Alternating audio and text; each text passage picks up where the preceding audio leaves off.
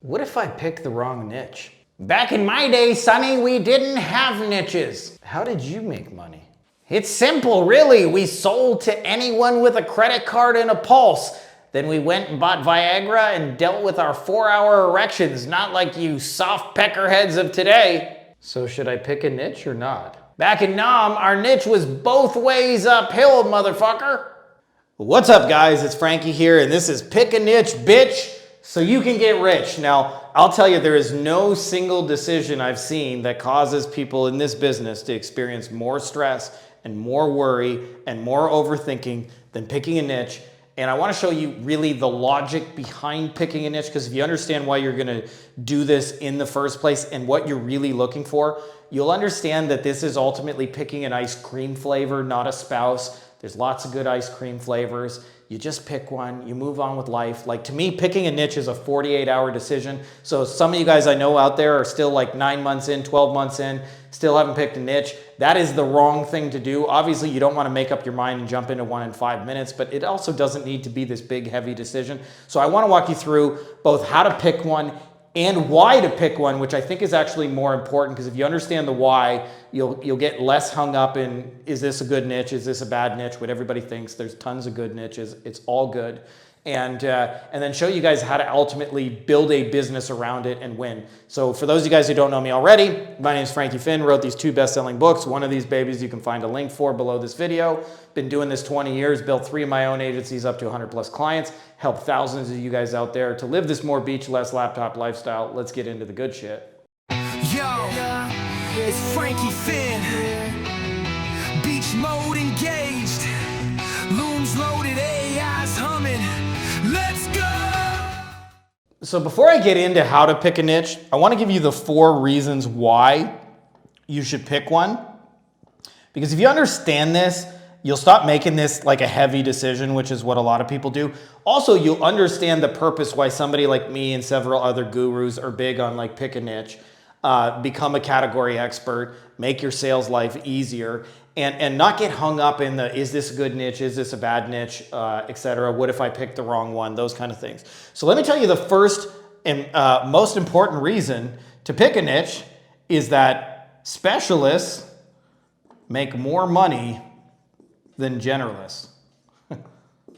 That's it, right? So for me, when I sold websites in the beginning, and I was a web developer for hire by anyone, I would make websites for $500 to $1,000, and people would give me pushback. They'd be like, $500? Oh, that's a lot of money.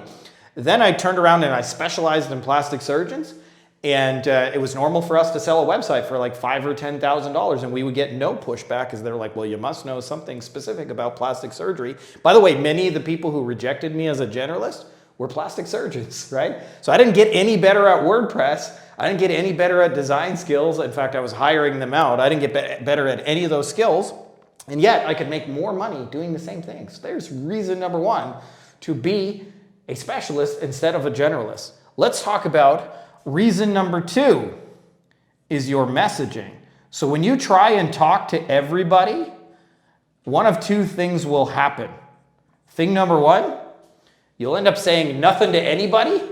That's the most common scenario. Thing number 2, since you won't know what those people have in common, you'll start talking about your thing. So if I was a web designer doing SEO, I would talk about web design and SEO. But guess what? Guess what a plastic surgeon or a dentist or an e-commerce store doesn't care about? They don't care about websites and SEO. They care about, an e-commerce store cares about selling products, moving inventory. A plastic surgeon cares about booking procedures, right? So our messaging will get better when we have a clear who that we're aiming for, because otherwise they're going to look at you like this. I didn't like him anyway.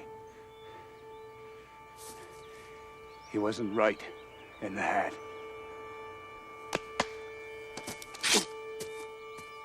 Only the greatest movie ever made. If you disagree, it means you're a liar.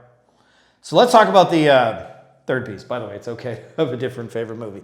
I'm just fucking with you guys. But third reason is scale. So nobody really thinks about this, but I used to think my value as an agency owner was solving problems for people and being able to get stuff done. And what I came to realize is that it's really the opposite. The more you have a tight deliverable and it's already sort of kind of done. So like when in our second agency, when I became smarter about this, instead of trying to solve custom problems and make custom landing pages, we developed a system that worked for personal injury lawyers where we could turn on Facebook ads and generate them business. And it became kind of plug and play. So like a new client would come on and we'd use the same freaking ads as the last one. Like, yeah, we'd change their colors and their phone number and put their logo on it, but it was the same damn ad. And so we could take what was working and run it for a client and be up to speed in like 10 minutes. We weren't constantly reinventing the wheel. When we had custom clients in the beginning, we were constantly reinventing the wheel. And so I'd have to find freelancers and cool people. And what would happen is when I just did the same thing for clients, they got results faster. And then clients kind of looked at me like this. Spanish! Do you trust that we've provided you with enough slack so that your block will land safely on the lawn? Sir, yes, sir. And Blue! Yes, sir. Do you trust that I do not want to see you die here tonight? Sir, yes, sir. Blue, you're my boy! Thank you, sir. You're my boy, Blue. So let's talk about reason number 4. Go get him. Go get him, G.I. Joe. So sometimes people will ask me questions about like, how do I find people who have Google Ads budgets? And the reality is, I don't fucking know. They don't walk down the street with signs on them. But the minute you identify, I want to work with a specific type of person, those specific type of people hang out somewhere. So if you said to me, I want to meet a golfer, I'd like, well, let's go to the golf course, hang out at the country club where we're bound to for sure run into some golfers. If you said, I want to meet a hot nurse, I'd say, well, let's go to the hospital because that's where all the nurses hang out. If you said to me, I want to meet a stripper, I'd like, well, let's go to the strip club or the Coke dealer, because that's where all the strippers are, right? So we have a clear path to go get them. So I just want to recap this. The reason that people like me are telling you to pick a niche is so you get paid more for the same project. Your messaging has some bite to it. It makes your scaling life easier after you get the clients because you have a repeatability factor that you don't if you do a lot of generalist work. And then ultimately you have a clear path to go get them. Okay, so this is why there's a lot of good flavors of ice cream. In fact, the scale and the messaging are probably the biggest reasons to pick a niche, is because you get some repeatability and you get some messaging and you can be a category king. But now, what I want to take the burden off for many of you guys is a lot of people tell me they fear if they pick the wrong niche that you're going to be broke forever. And you end up kind of looking like this. Okay, listen up, everybody. Turn up your volumes. Announcement. I got good news. We're extending arts and crafts time by 4 hours today. My fingers hurt. What's that? My fingers hurt. Oh, well, now your back's gonna hurt because you just pulled landscaping duty. Anybody else's fingers hurt? I didn't think so. So let's talk about the 3 basic steps to picking a niche, okay? And a lot of people think you pick the wrong niche, you're gonna be broke, or it's gonna be too crowded.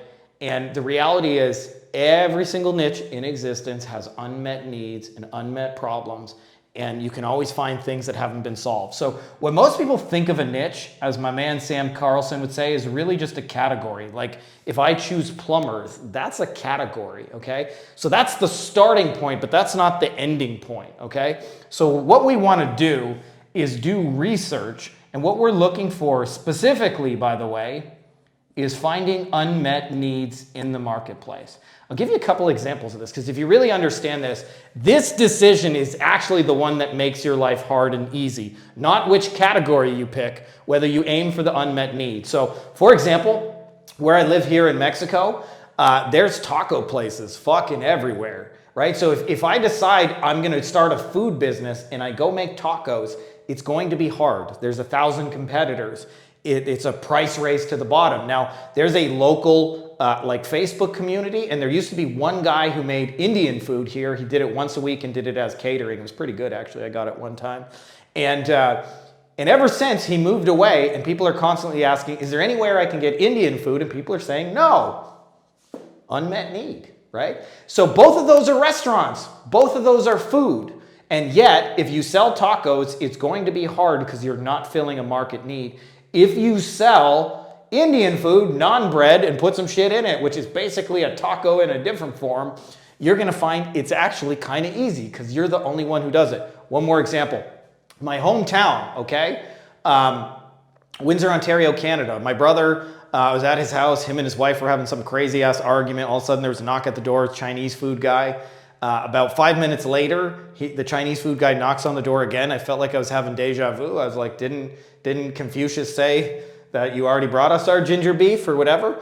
And he pointed, and I don't know if he was texting or whatever, but he backed up into my brother's car, and my brother's car went through my girlfriend's car, and she got her dream car, which was a Volkswagen Beetle. Don't ask me why anyone would have a Volkswagen Beetle as their ultimate dream car, but she did. We bought it. And I remember as part of the fix-it process, we had to go to 3 different insurance places. The insurance company makes you go to 3 different auto body shops. All 3 of them, by the way, in my hometown, there's too many auto body shops. All 3 of them said, we don't work on Volkswagens. They're too complicated, too many specialty parts. Go see the guy on Drouillard Road. So we went to the guy on Drouillard Road. He was backed up for 40 days. He said, give this paperwork to the insurance company. They'll get you a loaner car. It'll take me a month, but I'll get to it. I'll fix it. Took him about a month, 40 days, whatever. He fixed it. We had a loaner car. Now, what's the difference between I do an auto body shop and I do a Volkswagen specialty repair? Not a whole lot. Not a whole lot. But if one of those actually fulfills a market need. In terms of this, it was Volkswagens are underserved. So I'm going to attach, I'm going to have Mark attach in the comments. My video editor, Mark, shout out to you for being awesome. I'm going to attach my market research bot. And the biggest thing that you should specialize, in my opinion, is something your client sells. Not your deliverable is not the specialty. Let me say that again, because a lot of people think I do SEO. That's a specialization. I do mixed call text back. I do a GHL SaaS. But what you actually want to focus on is what they sell. And I'll tell you, the easiest thing to specialize in that will be unique is what I call their $100 bill, which is their most expensive thing that they want to sell, right? So if I was doing this for roofers, they do $99 leak repairs and they do $400,000 commercial flat roofs. My niche would not be I work for roofers, it'd be I'm the commercial flat roofing guy, right?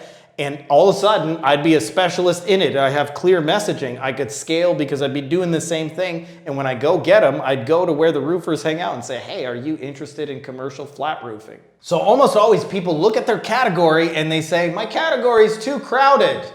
Yeah, every category is. Not everyone, but most of them are. But there's still unmet needs. And almost always unmet needs come from what are they actually trying to sell. So for me, the first time I experienced this, I was sitting with a plastic surgeon, Beverly Hills, famous doctor, and he said to me, Frankie, I really want to sell mommy makeover patients. Do you think you could make me a website that sells mommy makeovers? And I was like, I don't see why not. It's just like another website. As long as you got pictures, I can do it. And he said, do you think people are searching on Google for that? I looked, I was like, yeah, they do. He said, do you think you could rank for it? And I looked at the competition, I was like, this is easier than the shit we're doing now.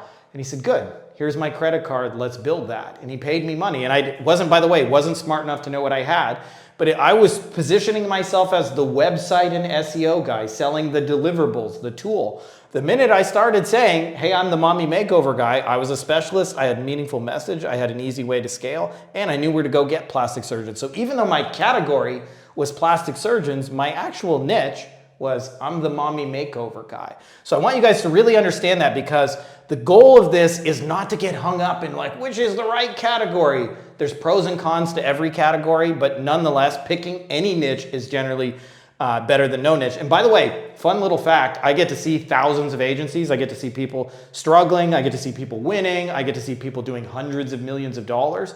I'll tell you as a general rule, for every one generalist agency I see doing well, like succeeding, I see 20 specialists, especially at the $1 million level and above.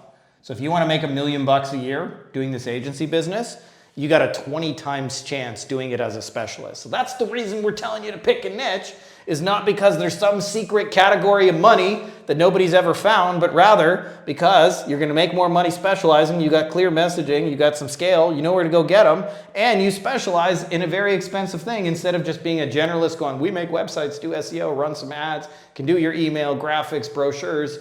GHL, automations, AI, etc. You say, hey, I'm the mommy makeover guy. I'm the flat roof guy. I'm the Invisalign guy, right? You have a clear positioning in the marketplace and they go, I haven't heard that before. So I hope that's extra powerful. By the way, I've only really ever heard this talked about inside of our Wolfpack Mastermind, which is kind of like this.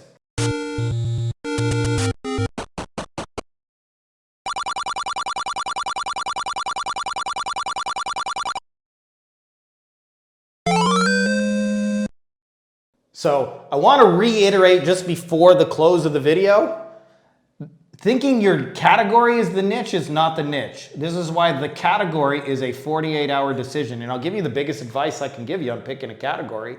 Pick people you're going to like talking to. People go, oh, does this niche have money? And does that niche have money?